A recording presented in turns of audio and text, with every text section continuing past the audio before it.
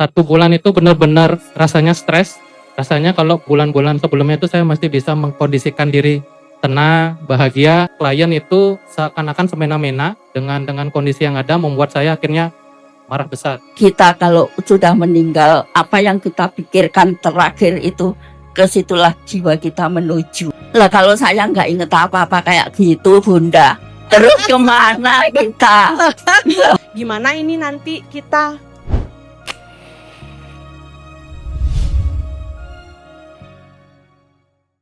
Ya, selamat pagi Bapak Ibu.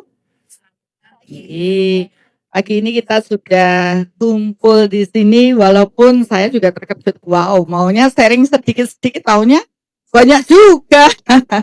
Semua pasti kepingin ya, kita punya waktu pagi hari habis olahraga. Ini kan tadi habis lari-lari pagi, kemudian punya waktu sejenak untuk sharing. Jadi olahraga dapet, lihat-lihat yang pemandangan indah dapet, ya kan indah banget nih Sanur.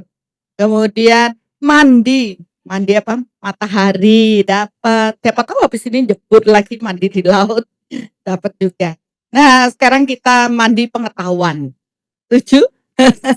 Ya, maksudnya tetap menjalani aktivitas, tapi juga dapat ada hal yang positif yang bisa kita bawa pulang nantinya.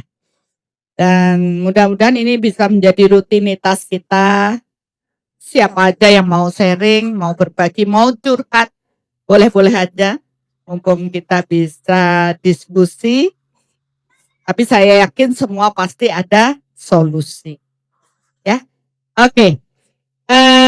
Pada saat kita berolahraga, olahraga itu tujuannya apa sih? Bikin tubuh sehat, ya, bugar, apalagi panjang umur, awet muda.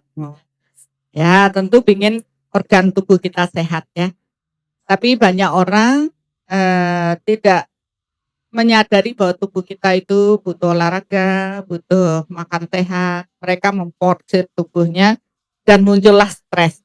Ya, stres yang muncul menimbulkan penyakit. Nah, kita tidak mau hal seperti itu. Nah, stres itu juga tidak hanya melulu karena urusan fisik, tapi banyak juga karena masalah mental. Kena mental nih. Itu yang paling membuat pemicu stres tubuh fisik kita ternyata banyak dari psikis. Nah, kali ini kita mau sharing, mungkin ada yang mau sharing berhubungan dengan kesehatan, fisik, mental, emosional, spiritual, apa aja deh. Mau cerita apa saja. Paling enggak hari ini kita dapat solusi. Mungkin ada Bapak Ibu yang mau. Oh ya, ya. Sharing, Bapak Ibu, saya mau sharing Bunda. Kebetulan ini kejadiannya juga bulan Desember pasca conference. Nah, itu ya mungkin katakanlah karma matang saya. Jadi saya kebetulan diperbantukan di sebuah proyek yang sangat bermasalah. Nah, singkat cerita, karena saya diperbantukan, tentu proses ini sudah berjalan, tapi banyak hal-hal yang tidak sesuai dengan aturannya, sehingga membuat saya terpancing emosi. 1 bulan itu benar-benar rasanya stres. Rasanya kalau bulan-bulan sebelumnya itu saya masih bisa mengkondisikan diri tenang, bahagia. Tapi sebulan Desember itu benar-benar stres, kesel, marah karena saya tahu karakter satu sama lainnya, tapi benar-benar tidak bisa berbuat apa-apa. Yang bisa saya lakukan pada saat itu, setiap pagi bahagia, malam baru bisa bahagia lagi karena benar-benar stresnya tingkat tinggi dan emosi. Dan akhirnya beberapa minggu, kayak kalau tidak salah pertengahan Desember itu puncaknya, klien itu seakan-akan semena-mena dengan kondisi yang ada membuat saya akhirnya marah besar. Saya syukurnya tidak sampai memaki, tapi saya meninggikan suara sampai kliennya diam gitu. Oh, saya baru ingat, saya. Tapi jujur Bapak Ibu benar-benar tidak nyaman karena perut itu rasanya pegas sekali. Ini kenapa ya? Pikiran saya jadi macam-macam. punya penyakit apa gimana, karena beberapa hari juga berita, kedukaan di keluarga, banyak yang meninggal karena proses kanker. Pikirannya, "Aduh duh, saya jangan-jangan begini lagi nih parah," gitu. Akhirnya Rabu itu saya ingat banget, Bunda, apa namanya, ada meditasi yang berhubungan dengan merasa tidak dicintai. Waduh, benar-benar tertampar, saya merasa fokusnya cuma saya fokus, "Kenapa keadaan begini?" Harus mengikuti aturan karena saya merasa diri saya sempurna. Tapi di sana diingatkan oleh Bunda untuk, "Kenapa tidak menghargai mereka? Mereka baru tahunnya segitu, hargai mereka, bahwa inilah jalan karma, kamu tidak bisa menghindari, tapi selesaikan dan afirmasikan bahwa kamu butuh dicintai, kamu berbagi cinta dulu sehingga semua bisa berjalan dengan lancar." Dan setelah itu benar-benar saya merasakan kelegaan, Bunda. Setelah itu semua berjalan lancar, klien tenang, damai, kalem. Wah, iya, saya mengakui saya salah pada saat itu, saya lupa ajaran Bunda karena saya terlalu fokus sama masalah, dan ya syukurnya kesehatan saya kembali baik, perut tidak lagi begah karena sebelumnya itu benar-benar ya mungkin di solar plexus itu saking sebulan itu ditonjok-tonjok terus dengan keadaan, dan akhirnya bisa berjalan lagi seperti semula. Terima kasih. Wah, terima kasih luar biasa sharingnya. Ya, kalau kita tidak pernah mendengar cerita teman kita, kita pasti merasa saya paling menderita. Ya kan punya masalah, tapi merasa wah paling jelek, paling ini. Tapi ketika kita mendengar sharingnya Pak Bayu, pelajaran apa yang kita petik? Ini kan belajar mendengar cerita. Ini kan dimulai dengan cerita, sharing. Kemudian kita mendengar. Mari kita ambil poin pentingnya apa? Sabar, belajar sabar. Sadar, sadar ya. Ini latihan berkesadaran. Hidup kita itu kita disuruh berlatih untuk sadar. Banyak orang yang memikirkan hanya masa depan atau terus terpuruk karena masa lalu. Padahal hidup adalah saat ini.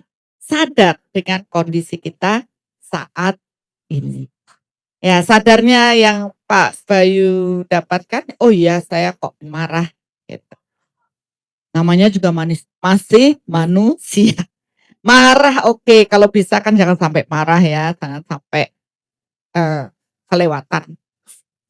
Tapi namanya juga proses sadar, pengendalian, pikiran, perasaan. Marah kan selalu awal di pikiran masih tenang, tapi begitu masuk ke perasaan biasanya langsung meledak. Ya, kenapa? Karena dalam kita merasa ini ada sensitivitas, ada batasan. Ya, dalam kita berpikir, pikirannya tuh boleh banyak. Tapi tubuh itu punya batasan. Paham maksudnya? Bapak Ibu satu hari mikirnya berapa kali? Ribuan, ya kan? Itu pun sudah menurut penelitian, apa yang kita pikirkan itu banyak. Ya. Tidak terbatas pikiran. Tapi ternyata tubuh itu punya batasan. Ya, punya sensitivitas yang berbeda atas reaksi pikiran. Tadi dari ceritanya, saya sudah sebulan nih. Ada, kalau saya bilang ada harapan, ada ekspektasi. Saya masuk ke sana menata jadi lebih bagus, kan gitu. Tapi ternyata kita stres sendiri dengan keadaan di sana. Kok tidak seperti yang saya mau ini. Akhirnya tanpa disadari, pendaman marah itu sudah terbentuk dari awal kan. Masuk di situ. Awalnya masih bisa mengolah. Pikirannya malah lagi marah karena ini anak begitu diolah. Dan semua proses psikis itu tersimpan di solar plexus. Emosi marah dan emosi rendah dia akan berada di sini. Satu hari marah, nyimpen lagi. Satu hari cemas, nyimpen lagi, apapun itu. Dan tubuh fisik punya batasan. Begitu ini sudah berakumulasi, maka di cakra ini akan menyumbat aliran energi yang masuk ke dalam tubuh. Jadi psikis Bapak Ibu tuh menyumbat cakra. Aliran cakra ke organ itu tersumbat. Artinya apa? Energi tidak masuk ke organ-organ tadi. Kalau dia menyumbat ke bagian usus besar, begah, ya, lambung, apalagi ada cemas, ada ini masuk, dia aliran energi yang harusnya ke lambung tidak mengalir, juga begah, tidak enak. Ya, itu batasan kapasitas tubuh. Ini yang harus Bapak Ibu pahami. Oh, berarti tubuh saya ini sudah penuh dengan psikis negatif yang saya miliki. Nah, ketika kapasitas tubuh ini sudah overload, akhirnya tanpa disadari pikiran marah kita, ya, marah kita tidak bisa dikendalikan karena dia overload. Jadi kapasitasnya sekian dipendam, akhirnya meledak dengan kemarahan. Ketika kita menyadari Bapak Ibu, kita sudah sadar, harusnya sebelum meledak marah, kita sudah pemurnian dulu, membersihkan, menyadari, oh ya saya minta maaf.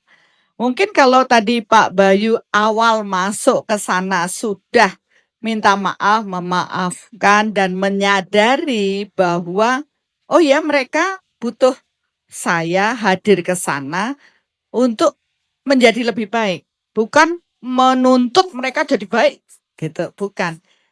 Mereka butuh saya untuk berupaya membuat perubahan mereka menjadi baik. Jadi bukan kita menuntut saya di sana harus lebih baik. Nah, ini kan yang membuat ketegangan. Ya, jadi penting di awal aktivitas apapun kita sadari dulu peran saya di sana itu untuk apa. Niatan itu penting diciptakan dulu. Disitulah kita sudah mulai berkesadaran. Sadar, saya ke sana untuk melakukan perubahan.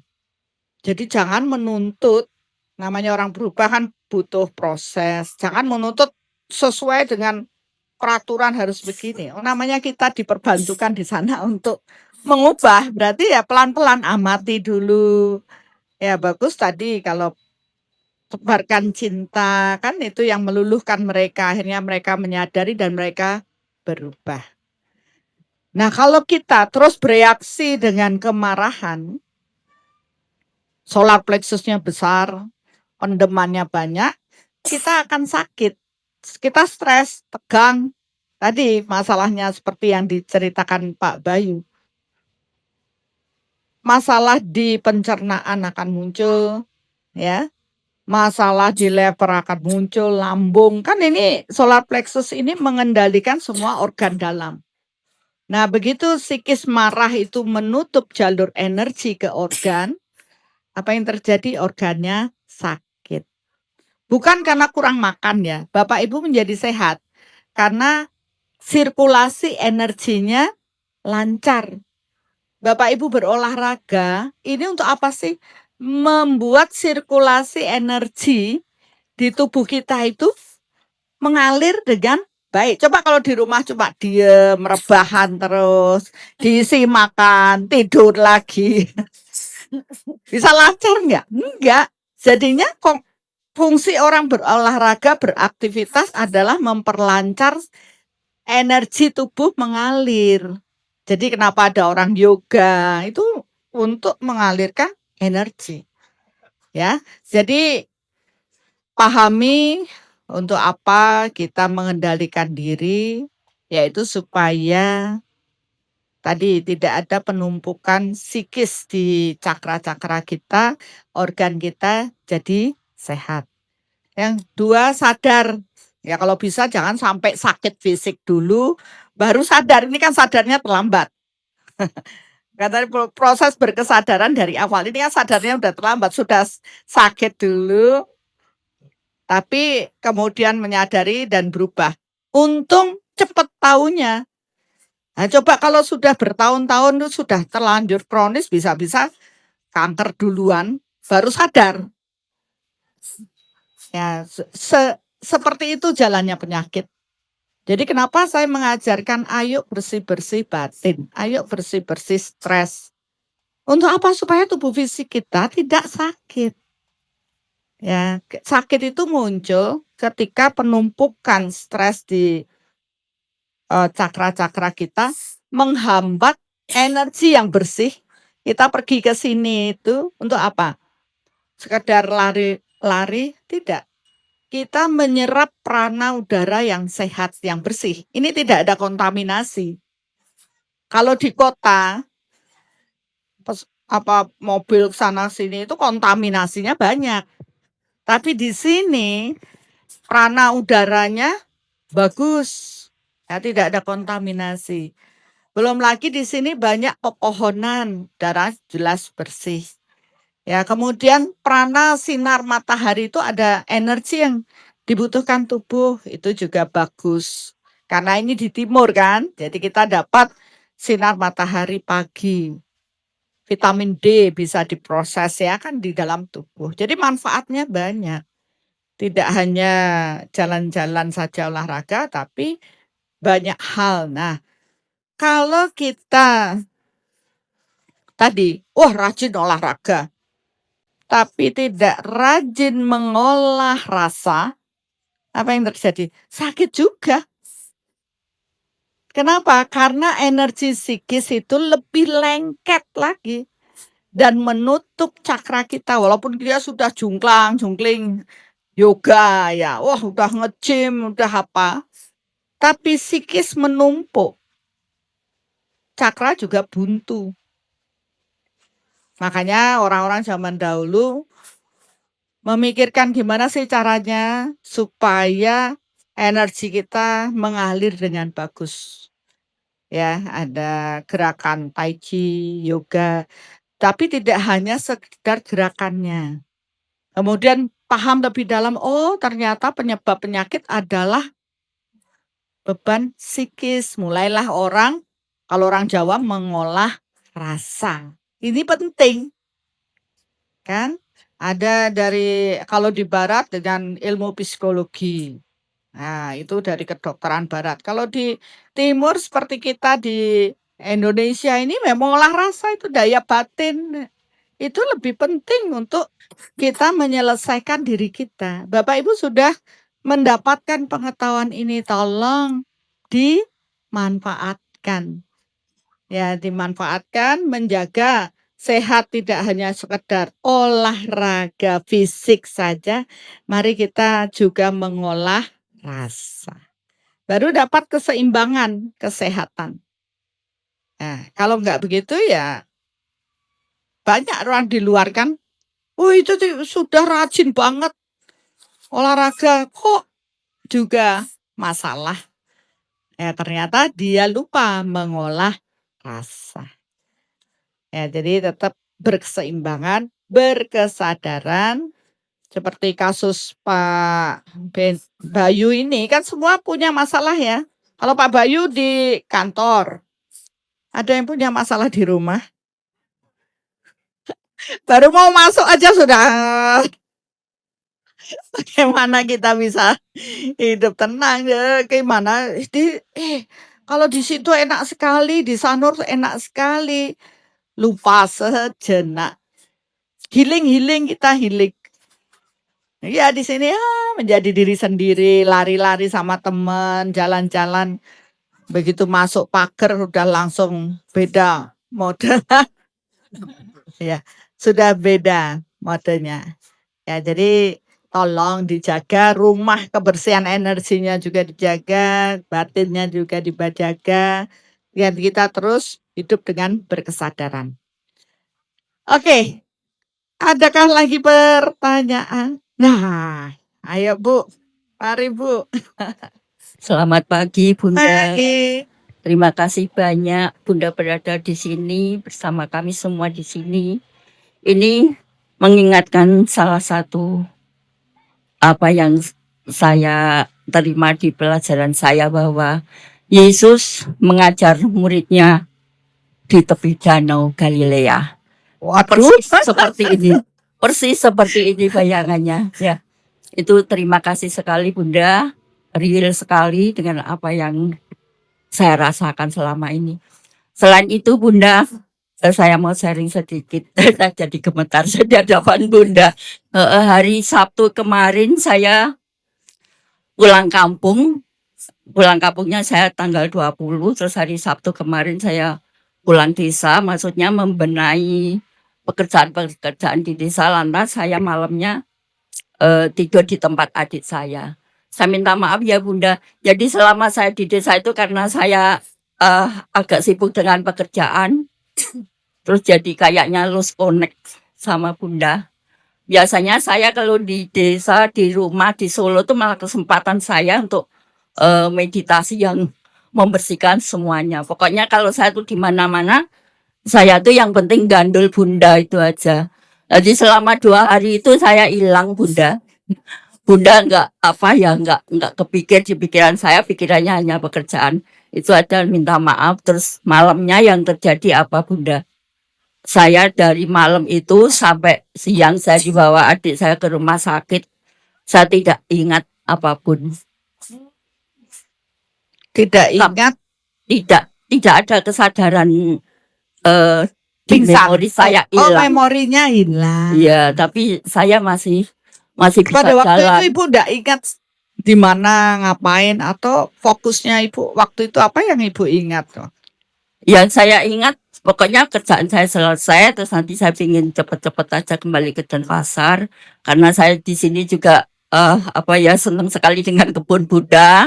Jadi kadang kangen sekali itu lihat ini belum diselesaikan kerjaan saya, masih bagi saya PR saya sendiri nih Bunda itu terus lalu. Terus yang terjadi terakhir inget tuh saya tidur di tempat adik saya ngomong apa saya udah nggak nanggapi, maksudnya saya udah habis itu sudah hilang pokoknya sampai pagi, sampai saya dibawa ke rumah sakit. Ya kalau di Solo ya rumah sakit yang paling besar yes, di dokter itu. Tapi saya dibawa ke rumah sakit itu juga nggak ingat sama sekali.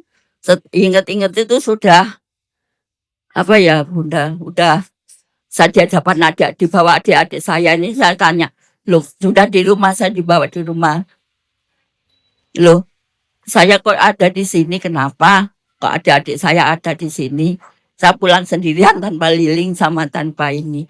Tapi itu lost sekali, tidak ingat apapun. Terus saya baca, padahal katanya itu liling tuh saya juga WA dengan dia. Juga ada memori saya nelpon dia, tapi tidak ingat sama sekali. Iya, itu pengalaman saya untuk teman-teman semua nih. Jangan sekalipun kita tuh lost connect sama Bunda. Ini sangat berbahaya sekali. Dan saya khawatirnya begini Bunda, kalau dalam keadaan saya tidak ingat apapun seperti ini, kalau Bunda dulu pernah mengajari kita bahwa terakhir kita kalau sudah meninggal, apa yang kita pikirkan terakhir itu, ke situlah jiwa kita menuju. Lah kalau saya nggak inget apa-apa kayak gitu Bunda, terus kemana kita? Iya, ya terus sakitnya kan liling Bu, connect ini saya baca WA, terus saya begitu ingat Bunda, udah semuanya yang kembali ingat semua. Terima kasih Bunda, sudah membuat saya hidup kembali. Terima kasih. Iya, ini memang pengalaman yang luar biasa. Ya, saya bersyukur juga Ibu berbagi di sini, teman-teman bisa merasakan. Kita tidak tahu 5 menit yang akan datang. Apakah kita masih ingat? Ini kan lupa dengan semuanya. Kemudian tiba-tiba kemudian baru ingat, loh kok saya ada di sini, ada adik. Yang tadi itu kemana? Ya. Oleh karena itulah dari sekarang selama kita masih ingat berkesadaran ini, carilah jalan pulang. Untuk apa? Pada saat ingatan kita hilang, pada saat menjelang kematian, kita tuh sudah tahu kemana kita akan kembali. Karena banyak sekali orang-orang yang fokus, ini kan tergantung pada fokus.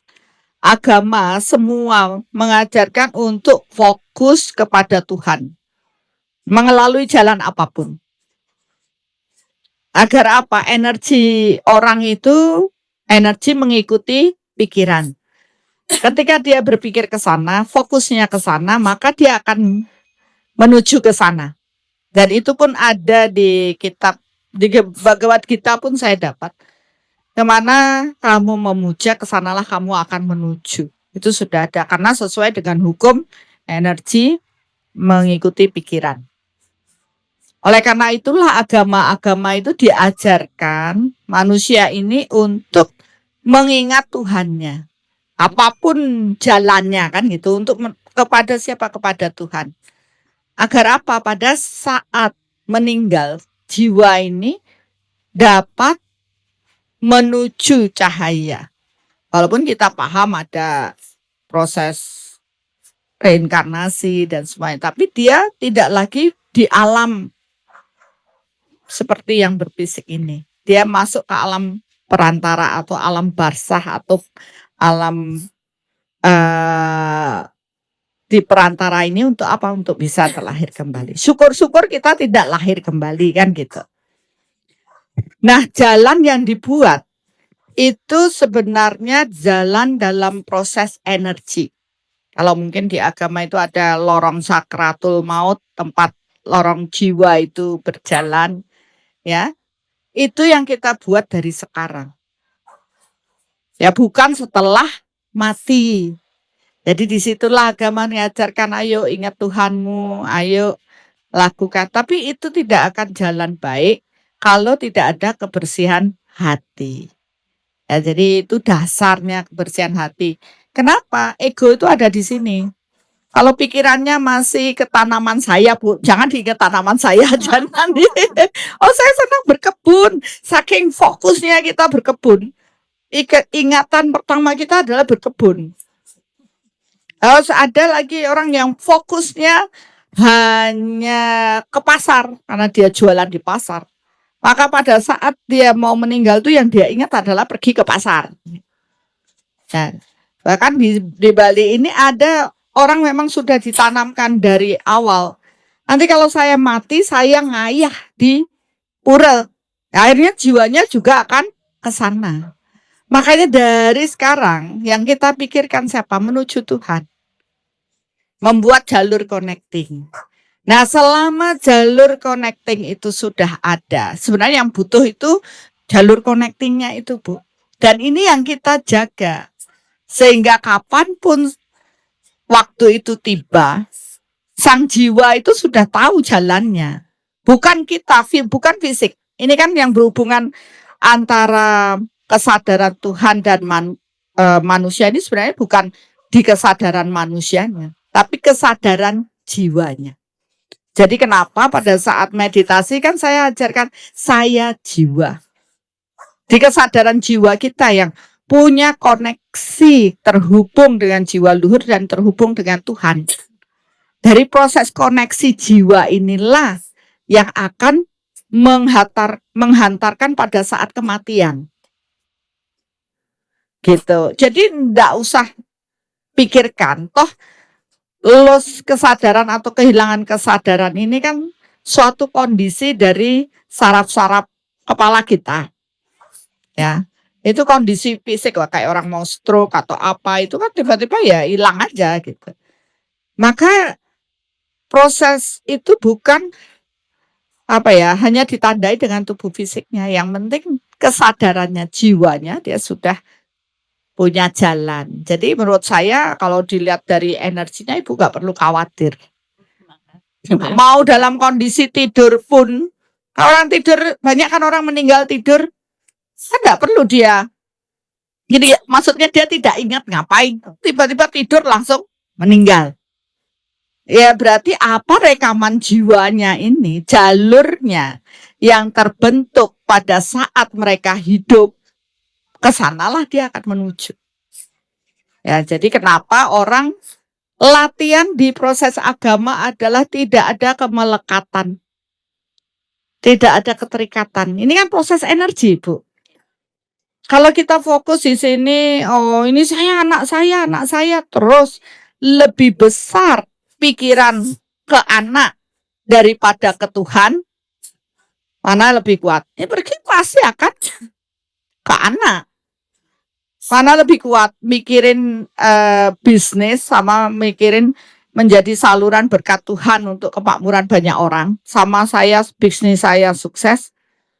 Ya walaupun sama-sama berbisnis kan. Tapi dasar melakukan bisnis ini untuk apa? Kemana? Makanya di kitab dikatakan persembahkan semuanya kepadaku, kepada Tuhan. Bukan hasil bisnisnya. Tapi niatan kita berbisnis inilah yang kita niatkan persembahkan sebagai saluran berkat Tuhan. Agar saya bisa sukses berbisnis dan saya membawa kemakmuran bagi banyak orang.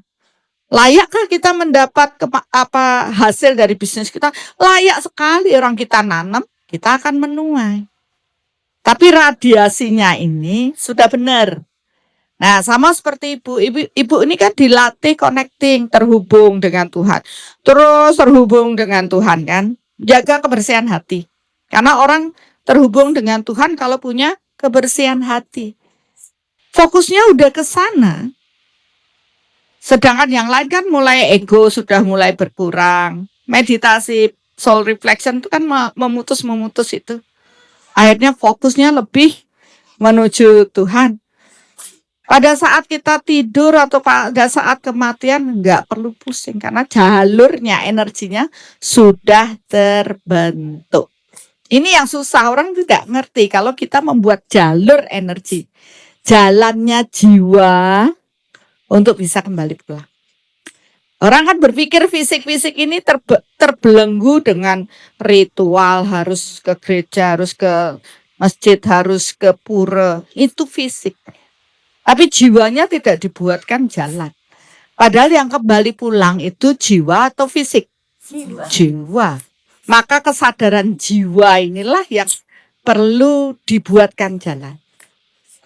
Nah kalau kita kan ini mencari sudah membuatkan jalan. Karena kita tahu suatu saat meninggal atau apa udah nggak bingung lagi. Bagaimana kita mengetahui seseorang sudah terhubung dengan Tuhannya atau tidak? Dari mana? Pakai soulmeter lah. Second soulmeter. Ada jalurnya nggak di cakra mahkota ini?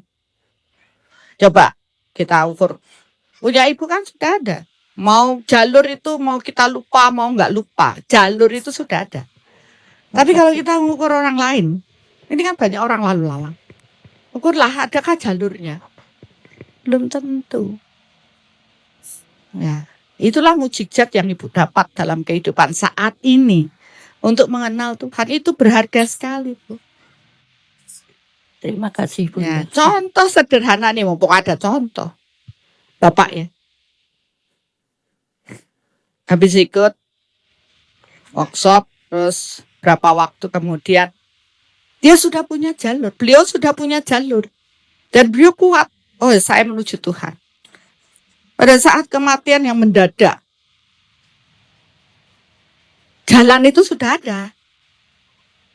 Ya, buat yang lain ya, tolong ukur. Oh, ini sudah ada jalur jiwa kembali pulang. Masing-masing coba ukur. Asing punya enggak? Ada yang punya, ada yang tidak. Kenapa? Fokusnya belum ke situ. Masih fokusnya duit saja. Masih fokus keluarga saja. Hah? Apa terus artinya kita tidak boleh fokus keluarga, nggak boleh cari duit? Bukan begitu. Dasari apapun usahamu dengan niatan yang tulus, melibatkan kekuatan Tuhan dan persembahkan hasilnya kepada Tuhan, itu saja. Artinya apa? Tidak ada kemelekatan. Jadi kalau sudah melekat, susah sekali. Makanya pada saat orang meninggal ada yang perlu didoakan supaya ayo pulang. Sebenarnya ngasih tahu sang jiwa, kamu ngapain di sini sih? Lama sekali kamu sini, ayo. Kamu menuju cahaya, masih keliangan kemana-mana. Ya, cari di sini aja dah. Jiwa-jiwa yang tidak terreinkarnasi. Kenapa? Karena mereka tidak tahu jalan pulang. Mereka masih terikat dengan yang berfisik. Ya, itu penting sekali. Maka tolong bawa kesadaran banyak orang untuk menuju Tuhan. Agar mereka bisa pulang dengan damai. Jiwa ini bisa melanjutkan proses kehidupannya dengan lebih tenang, lebih damai. Kalaupun masih ada hutang reinkarnasi, ya reinkarnasi aja. Tapi ingat lagi, kalau jalur ini sudah dibuat di kehidupan sebelumnya, masih gak dia punya di jalur berikutnya? Punya. Itulah harta. Kan saya selalu bilang, inilah harta yang bisa dibawa sampai kehidupan yang akan datang. Itu yang orang gak pahami. Terus adakah tiba-tiba saya ketemu orang, padahal dia nggak religius banget, kayaknya orangnya santai banget. Kok bisa ya dia tenang hidupnya gini? Ya karena dia sudah membawa di kehidupan sebelum. Ada. Nah, jadi kita harus bersyukur. Gunakan soulmeter dan gunakan ilmunya untuk menjalani hidup yang lebih baik. Kita nggak tahu waktu kita meninggal. Dan Ibu nggak perlu khawatir lagi. Semua nggak perlu khawatir kalau sudah punya jalur. Kalau belum ya ayo khawatir, takut. Karena nggak bisa diupayakan oleh orang lain. Masih bingung. Jadi jiwa pun perlu dituntun. Makanya di Bali ada dituntun lagi, diarahkan lagi. Kalau tidak mampu, tapi yang nuntun mampu apa enggak? Powernya cukup apa enggak? Ya untuk jiwa berkesadaran, jangan di sini. Misalkan ada satu kecelakaan, karena meninggalnya mendadak dia enggak sadar kan? Dan dia tidak punya jalur kan? Ya masih di situ dia, karena dia tidak menyadari, dia lepas di situ jiwanya. Apa yang terjadi? Oh, ini kok di sini masih ada orang nangis, ada ini kan banyak. Ya, dia masih di situ. Terus gimana dong? Cariin orang pinter, cariin, doain. Sudah didoain, cariin orang pinter, ya masih di situ. Kenapa? Powernya nggak cukup. Cariin yang lebih punya power. Tinggal dicolek aja. Kamu ngapain sih di sini? Ya, diberi kesadaran. Oh, jangan di sini. Ayo, menuju cahaya. Barulah dia pun sadar, oh saya sudah di beda alam nih. Haruslah. Begitu ceritanya. Ya. Jadi semasa kita masih hidup, buatlah jalan untuk bisa kembali pulang. Dan itu adalah harta kita ya. Harta spiritual kita yang akan kita bawa pada kehidupan yang akan datang kalau kita lahir lagi. Syukur-syukur kalau kita bisa di kehidupan saat ini mencari jalan pulang-pulang yang sesungguhnya yang tidak terlahir kembali. Ya, dan semua butuh upaya, ada barter yang harus dibayarkan, yaitu apa? Mengalahkan ego, tidak terikat, penuh dengan cinta, kasih, secinta dengan Tuhan. Ya Tuhan itu energinya halus. Kalau kita energinya masih kasar, pemarah, gimana secitra dengan Tuhan? Tak nyampe nanti. Ya, kalau makin di-sharingkan gini jadi mulai paham ya. Oh saya sudah punya hak. Punya, tapi saya kok nggak tahu ya. Oke, terima kasih Bu pertanyaannya. Terima kasih banyak Bunda pencerahannya untuk kita semua dan terutama saya pribadi merasa hidup kembali. Ya, syukurlah, selamat hidup kembali Bu, selamat tahun baru. Hidup baru. Oke, ada lagi yang bertanya? Ibu jadi mau bertanya, Bu? Ya, silakan. Terima kasih Bunda atas kesempatannya. Mungkin ini cerita aja kali ya mungkin ya. Ya. Dan mohon koreksinya kalau ini. Saya masih begitu banyak kekotoran, apalagi satripu saya masih lengkap semua. Cuman di sini pengen cerita aja bahwa saya kebetulan orang Bali asli yang dimana sekarang pun saya tinggal di keluarga bersama, yang dimana punya tanggung jawab bersama atas Merajan. Di satu momen ini, di satu momen ini saya di Budo Cemengklau nanti di tanggal 18 Maret itu bertepatan besoknya Nyepi.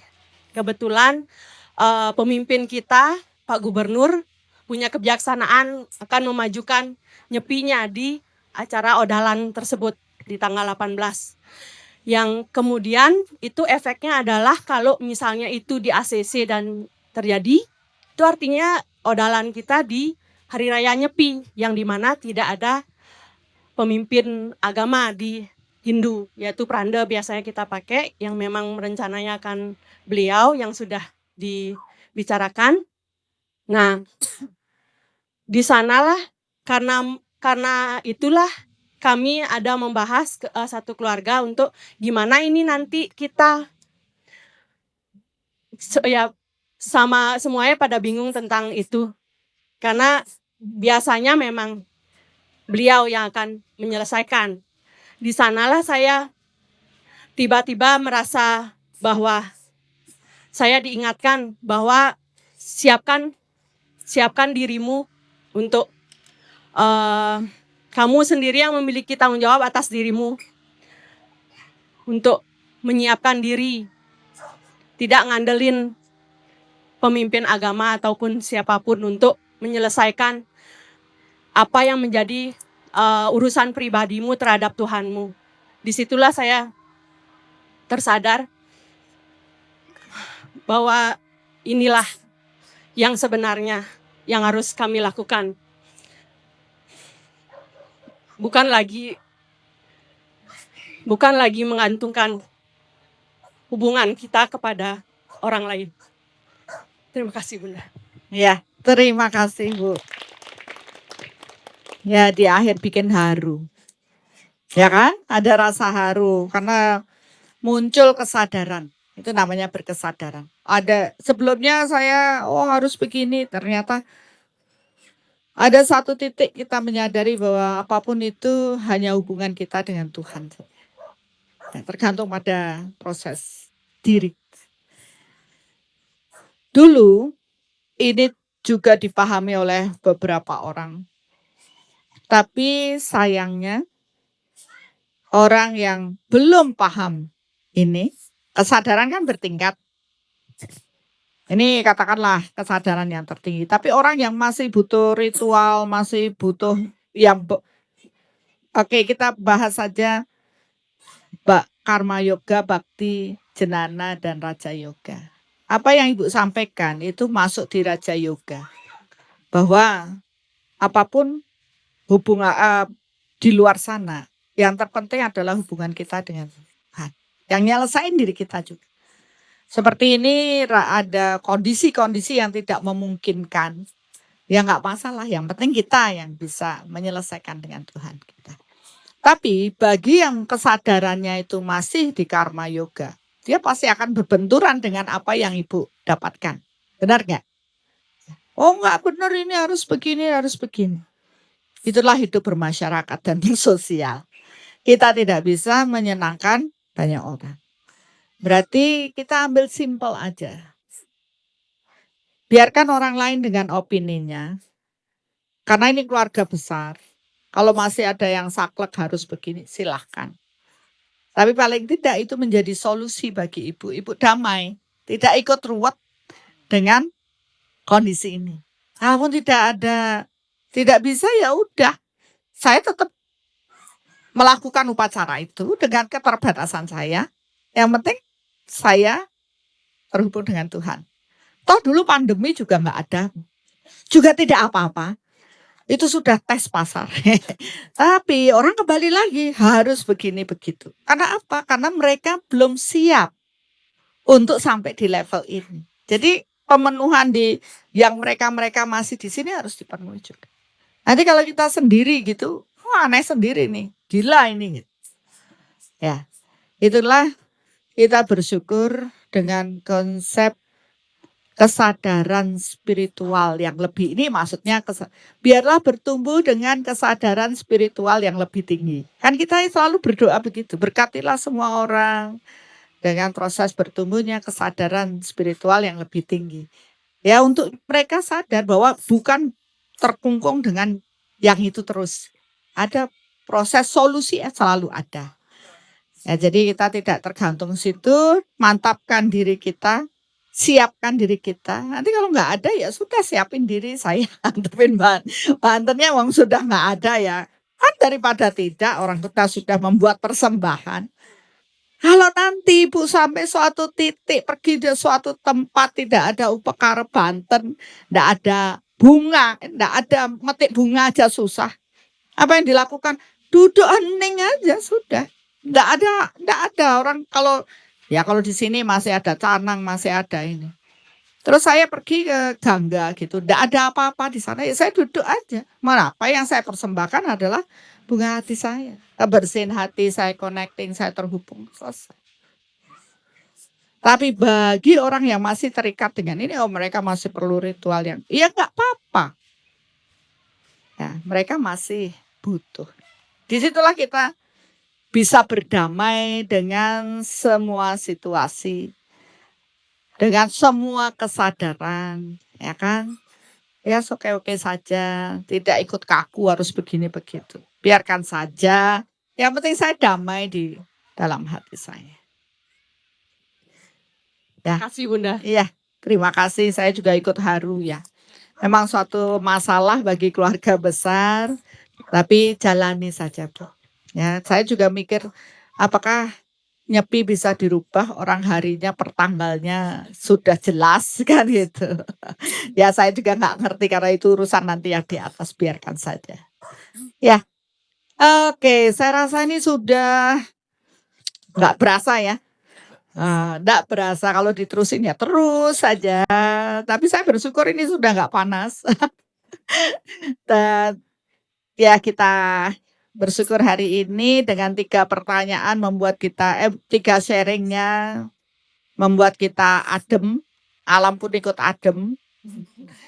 Nah, mudah-mudahan nanti bisa berkelanjutan ya, kita sharing lagi di tempat-tempat yang sederhana saja. Saya juga tergelitik tadi dengan Ibu bilang, waduh ini sharing di bawah pohon rindang, pinggir pantai. Ya, dimanapun kita bisa belajar kan? Ya, dulu di Belitung di batu-batu kita belajar. Ya, di tengah mall bisa belajar. Wah, di mana saja. Ya, mudah-mudahan ini terus bisa berkelanjutan dan juga yang nonton nih, yang nonton. Dari tadi saya cuekin aja. Lupa kalau saat ini live. Jadi yang nonton pun nanti kita punya rencana untuk memberikan IG live secara rutin ya. Dan nanti boleh kok bertanya lewat IG. Nantikan saja sharing bersama Bunda Arsaningsih yang santai-santai saja. Terima kasih. Acara ini dipersembahkan oleh